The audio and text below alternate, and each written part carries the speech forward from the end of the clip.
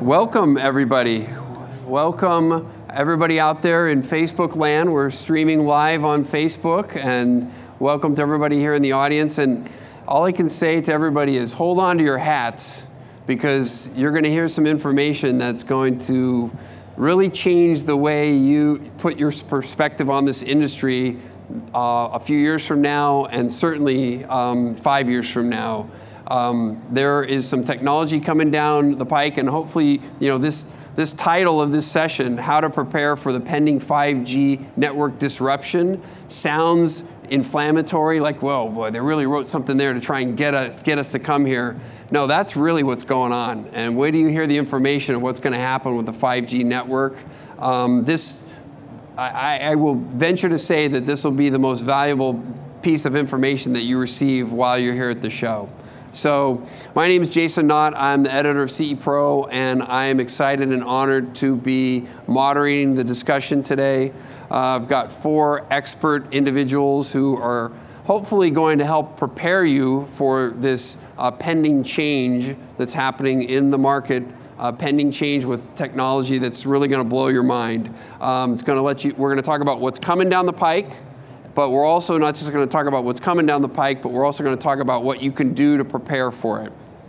So I want to introduce the panel quick, but then have them just quickly self-introduce, tell us a little bit about themselves, and then we'll jump into the Q&A. So first, Frank DeFilippis of DISH. Frank, give us a little 1-minute spiel about yourself, please. Yeah, thanks, Jason. So I'm Frank with DISH, and I'm an ex-custom integrator myself.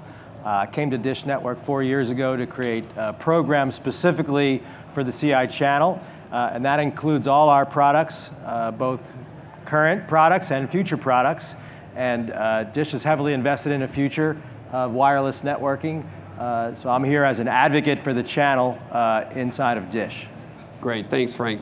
Next is Mark Vogel. Mark is Vice President of Business Development for Hawk Technologies. Mark, tell us a little bit about yourself. Yes, my name is Mark Vogel. I'm based out of Fort Worth, Texas. I actually have an integration company that I still run in Fort Worth. And I'm also, as you said, the Vice President of Hawk Technology. We specialize in signal transparent material, whether it's for satellite dishes, cell boosters, wireless point-to-point. And we're really excited about what DISH is doing with 5G, and that's going to be a big part of what we're looking towards in the future. Great, thanks, Mark. Next is Ron Fleming. You might know Ron, longtime CEDIA executive, now with Vox Accessories. Ron, tell us a little bit about yourself. Yes, as Jason mentioned, I've been with CEDIA for 6 years, and that was my first exposure to the custom integration channel. And I now work for Vox, focusing on their business-to-business business development activities as they try to get into this channel and have some deeper penetration into the custom home integration market. Great, thanks, Ron. Last but not least is Joe Whitaker of the Thoughtful Home in the St. Louis area. Joe's one of you, an integrator. So he's got this rubber meets the road perspective of what we're going to talk about today. Joe, give us a quick bit on you. I've been in the industry excuse me, for around 20 or so years. Have an integration company in both Dallas and St. Louis. Have been a CE Pro contributor for a decade at least. And I'm on your CEDIA board of directors. Yeah. All right, let's jump right into it. Let's first get a little bit of background definition. So Frank, let me ask you this. What is the 5G network, and what's it going to be used for? It's a small question. Yeah, so 5G is just the 5th generation wireless network, and it really speaks to a set of standards that need to be ratified. Some are ratified, some are still yet to be ratified, and it's really a collection of wireless technologies. 5G is not just one thing. It's part of DISH's future. We've been investing in the raw material that you need in order to create a 5G network, which is wireless spectrum. And that's something we've been accumulating now for more than a decade in preparation for getting into the wireless business. Right. And when he says accumulating, $20 billion worth of spectrum DISH has bought, correct? Yeah, I believe that's the number, somewhere in that neighborhood. Of course, that's over a long period of time, but yeah. All right, so what's the timing on this, and what does it mean? Does it mean faster speeds? It means, tell us exactly what is the change that's coming with 5G and when. So there's a few important things to note about 5G. One is number of connections per cell. Today, a typical 4G tower can accommodate just under 1,000 simultaneous connections, which is great. In a 5G world, though, that number goes into millions. So it can accommodate a much higher density of connections at one time. So that's the first part. Second part is latency. Today, the fastest 4G network has a latency of around 49 milliseconds, which is really fast. In a 5G world, however, though, that goes to sub-millisecond, which enables all sorts of use cases and new applications. And then finally is just speed, right? The average American household today has an 18 megabit download wired broadband connection. In a 5G world, we'll be able to support well over 100 megabit both directions wirelessly. So you can imagine the possibilities that opens. So that's just 4G to 5G. Those are just some of the differences. Timing? Yeah, so timing really is not a DISH schedule, but it's a standards body schedule. Based on the spectrum that DISH has acquired, we have some deadlines with the federal government. And around March 2020 is our first deadline to put some of our wireless spectrum into use. So it's a little over a year from now. Yeah. Not too far. Okay. So we kind of set the stage of what 5G is technology-wise, but what does it mean and why do we have the word disruption up there? And Joe, I'm going to throw it to you. You and I have talked about this.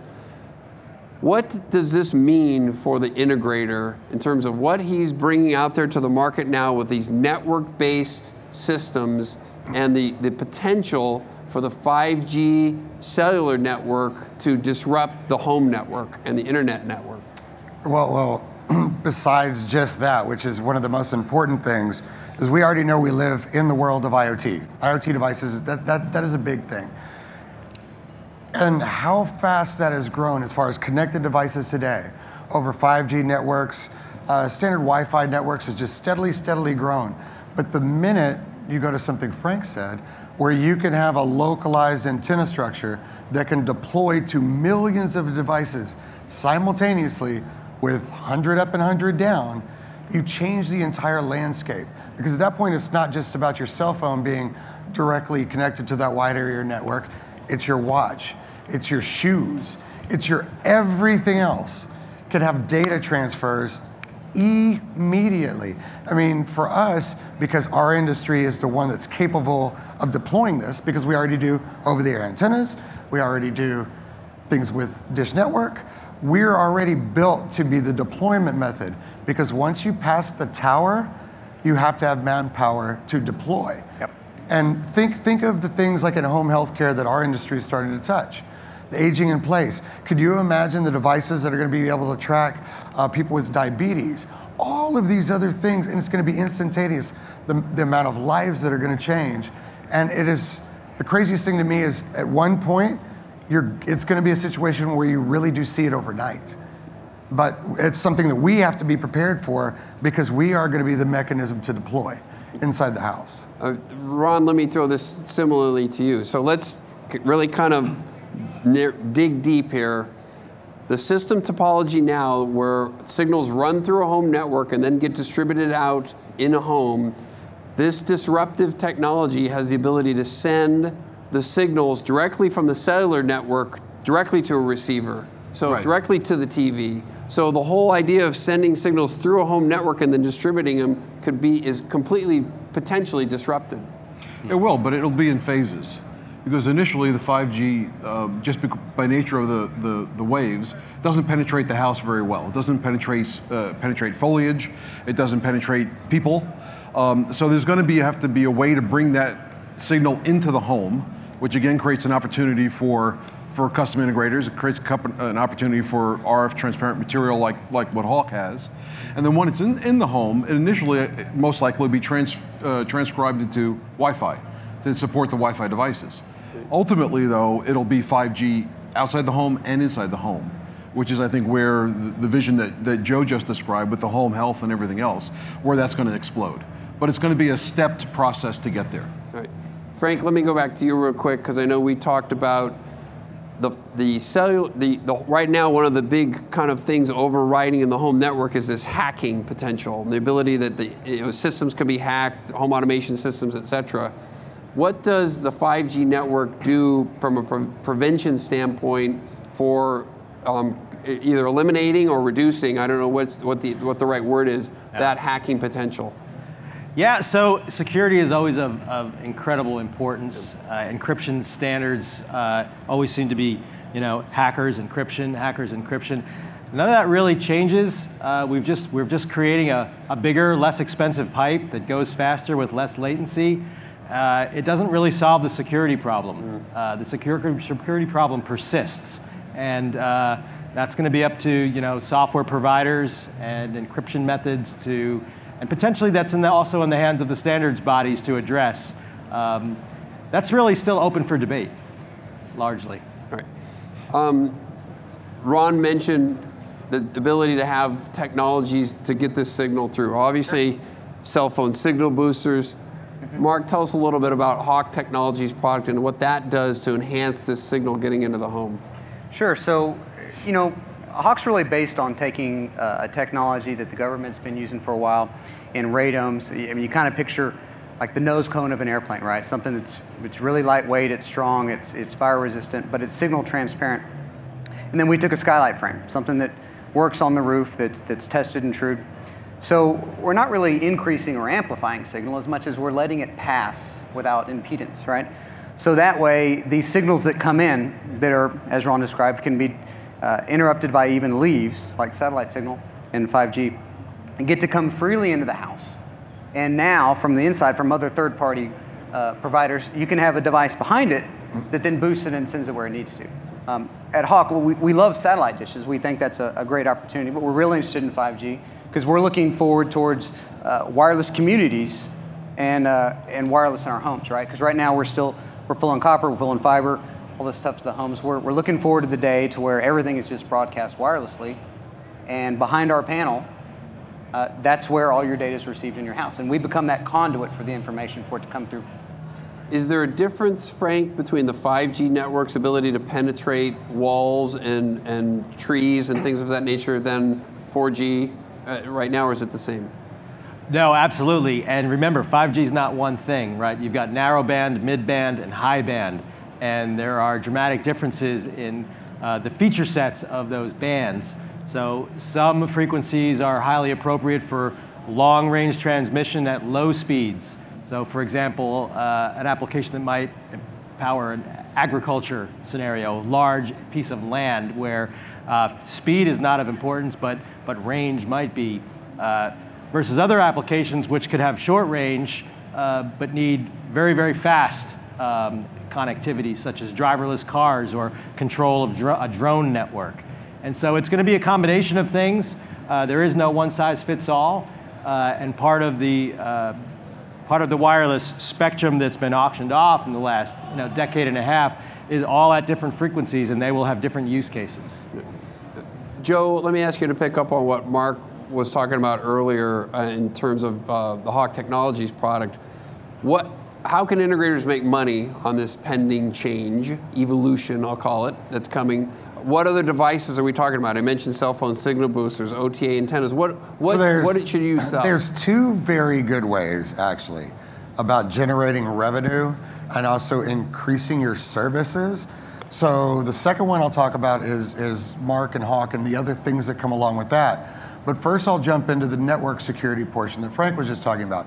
There is one thing that is very specific to our industry, and that is something I teach it as a best practices, is that the devices that communicate out that are IoT type, the hacking is only important when they can communicate together on the local network, locally inside the house. But the minute you take all those disparate devices and your phone or your control system or your security is only talking to those individual devices at the cloud level and not the local level, if someone were to figure out how to hack just the Nest thermostat or just the security panel or just a doorbell, they're only going to be able to get as far as that doorbell.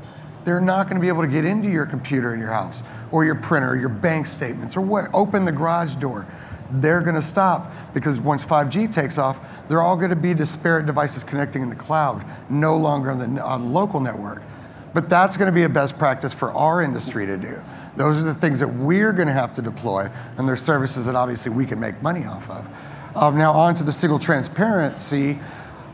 When 5G rolls out, we're going to see a lot of changes, because for one, you're going to start seeing a blended media, because it's already been shown that 75% of that band is going to be video only. The reason why that is, well, you know, it takes up a lot of bandwidth for video, but the other thing is most of the other data that transfers on that is very low bandwidth. I mean, we send text and pictures and things on Facebook and quick emails and phone calls that are very not intense. They're not going to need to take up as much of that anymore. But there's going to be a blend, because now you're going to see people really being able to cut the cord in a unique way, because they're going to be blending content from Dish, content from 5G, OTA for your locals. Now you're going to have all these multiple dishes, antennas, repeaters, and then it's going to go even farther when you start having your long-range media content coming out on 5G, but then you're also going to see a trend to local content, individual 5G antennas that specifically connect you to the fire department, to the police department, and this is in a whole entire set of products. But what happens? What do? We, you know, right now we stick them all outside. We run wires from outside to inside, which for the integrator crowd out there knows, that's actually a bad thing. That's intrusions into the house through penetration. That's bringing issues with ground, electric strikes. I mean, it just goes on and on and on. But that's where single transparency comes in, because now you're able to bring all that stuff into the house in an already unused space, totally unused space, and protect those from not only being ugly and having HOAs call on you, which happens to me all the time. You're now able to actually take that, put that inside the house, protect it from the weather, protect it from the wind, and have all of these different devices in one accessible and serviceable spot. But the revenue thing is now I am able to sell an entirely new product that not only has benefits to the homeowner, to the neighborhood, but also has benefits to me in the method that these things are installed. Because right now we do hawk panels. And our thought process is when these houses are being built brand new, we put the dish in during pre-wire, aim the dish during pre-wire, have the wire go back to the head end and walk away. And then we're done. Nobody's outside on the side of a house, hanging antennas, hanging dishes. No, it's already done. Well before drywall was ever even established in the house. Is there some sort of a 5G package an integrator should pull together or accumulate, you know, now? I mean, knowing that this is coming, do customers even aware of this? Ron, what do you think? I think it's a little premature for that. Yeah. I think there's an issue with where the antennas are placed, the actual cell antennas are placed. It's a very directional technology. So there has to be facing, the antenna is going to have to be facing wherever that cell site is. I think ultimately there should be a package for that. There should be an opportunity to put perhaps a signal transparent surface or an external antenna on the side of a house facing that, and do all the pre-wiring as Joe just described ahead of time. But I think that it has to roll out. I know in my neighborhood they are building the antennas now. They're building light posts and popping up these little beehives on top of light posts about every quarter mile. So it's coming, and in my case I could aim one today, but I'm not just sure how far out that has gone yet. Mark, could you just elaborate a little bit on what Joe was saying about how you install a signal transparency device? Or is it the dish is going in the attic? Does it have to be pre-construction? Is it retrofittable? Tell us, and then tell us the benefits of that product. Yes, yes, and yes. So, yes, by and large, we prefer it to be a new construction product, right? The idea of building a home with an extra hole in the roof is just like putting in a skylight, right? So when you have a framer go out and they frame the house, they're framing out for a certain number of windows, certain number of doors. It's not a big deal for them to frame out for an extra skylight. And at that point, it's a handoff for the integrator.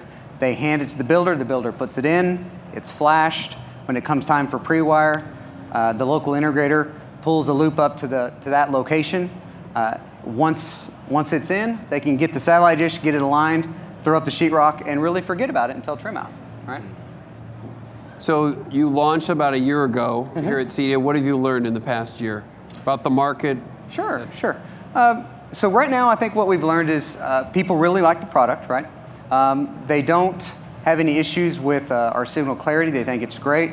I think the biggest hurdle, I guess, that we face is just getting an integrator comfortable with dealing with the roof, right? It's a space that they're not accustomed to dealing with. It's a space they stay away from. And from a roofer standpoint, they want to stay away from technology, right? One of the things that roofers hate the most is satellite dishes, oddly enough, because they'll go out and re-roof a house and do a perfectly good job on a roof, and then the customer calls upset because, well, the satellite dish is out of alignment. So it's a pain point for them. So we're trying to merge the two a little bit together to where integrators realize that, hey, we can put technology on a roof. It's a massive space on a house. I mean, think about how much you can fit in your phone. We have tons of extra space on a roof that we're not really using in a technology sense, and there's a lot of money to be made for integrators on the roof surface.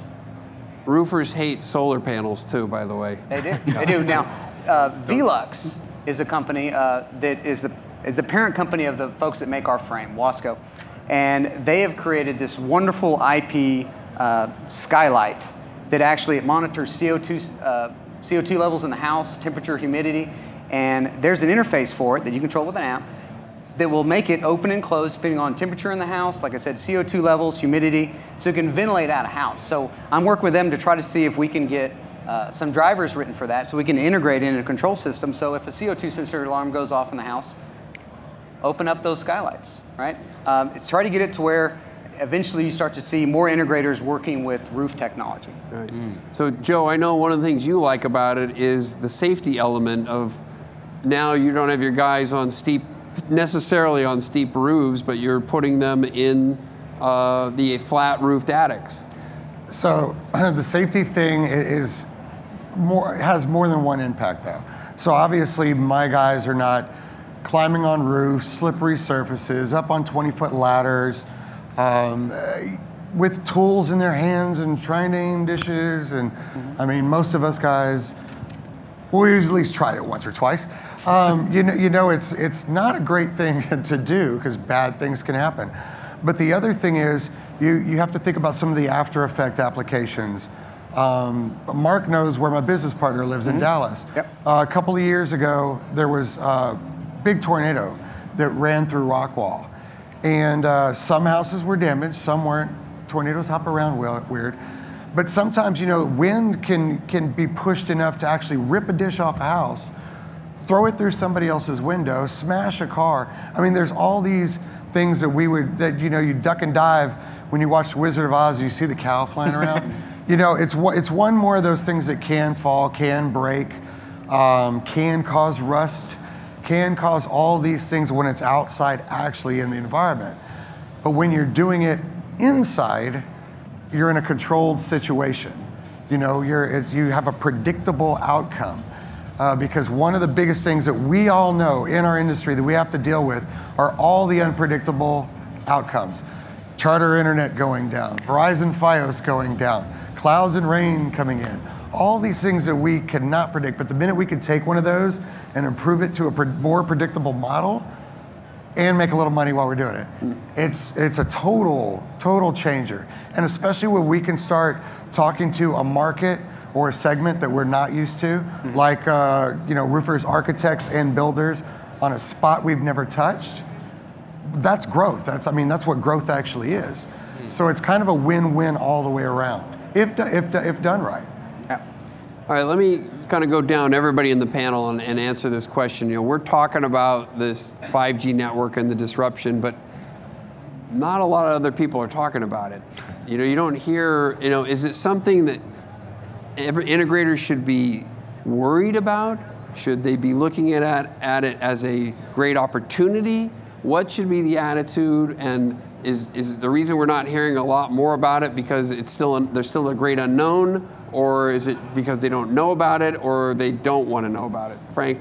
Yeah, no, I think it's nothing but opportunity. Yeah. There are so many use cases they're going to be opened up when you have inexpensive radios high speed that can have batteries that will power them for 10 years, and that whole package could come at a low cost. That opens up all kinds of opportunities.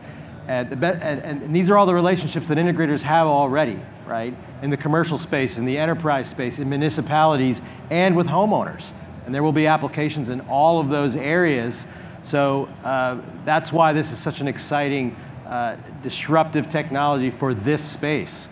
So I think it's nothing but good news, and people need to be open-minded about it and ready to adapt change and keep up with the trade magazines. I know CE Pro has a newsletter now that is trying to keep tabs on updates in this industry. So really just pay attention, get ready, and it's a great opportunity for integrators. Mark, your thoughts?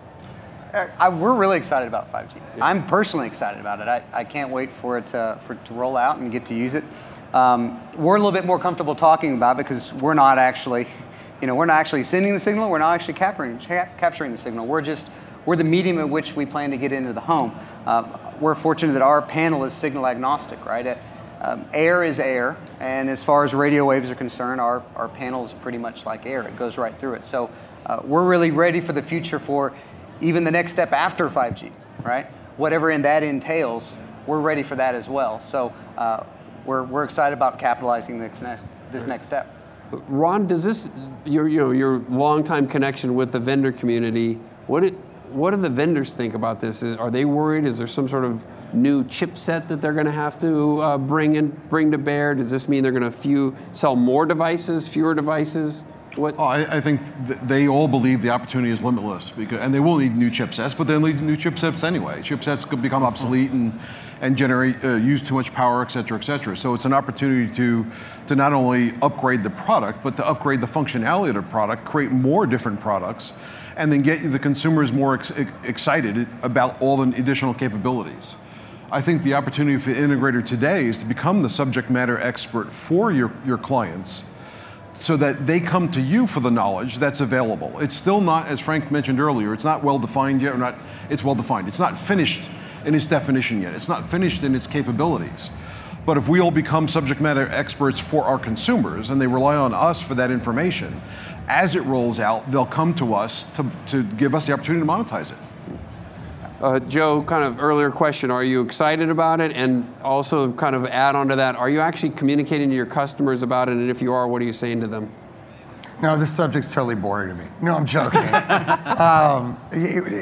For us, when we look at it, it really is probably one of the most exciting and will be most impactful trends that we've seen in probably 20 years. You wrote an article about this. And so, some of those things are 100% on point. The thing is to look at our industry kind of throughout history. There's really two things we don't touch. We don't touch things that are installed by cable companies typically. Their feed that comes from the outside world. But as our entire CEDIA as a whole has grown, we've seen times where that is not correct. When the advent of video over dishes came out, that wasn't deployed by them, that was deployed by us. When internet went away from wire onto a satellite dish with Wild Blue and HughesNet and all those, that wasn't them, that was us. So anytime you take away the wire and you go into something in the air, with the exception of cell phones, that becomes our space and our territory. We can capture and we can generate revenue and we can become the experts on it. Because if there's one thing that we do better than just about anyone, not only securing people's homes and all that, but we are the way that the residential space is connected. Connected with content, connected with security, connected with communications between each other. We're the conduit for all of that in the home. And 5G, because it's going to touch so many different things, it will most likely be one of the biggest revenue generators that we have ever seen, because we're going to have people like Dish right there behind us, giving us the tools we need. I can guarantee you, Frank has not told me this, but I'm willing to bet the Dish Network is going to be offering some of the education for our space to teach us about 5G when you guys deploy it. I think it's really going to be an endless conversation. Yeah. And then guys like Mark that hop in with another product that I could top on top of that and make a little more money as well. Right. You're going to open for a Q&A, yeah. But there's some people that are out there that are designers from this little tour I did earlier. And you can all ask them, are dishes better on the outside where they're ugly, or bringing them inside? And that crowd right there will tell you, get it off the side of the house. Get it out of there.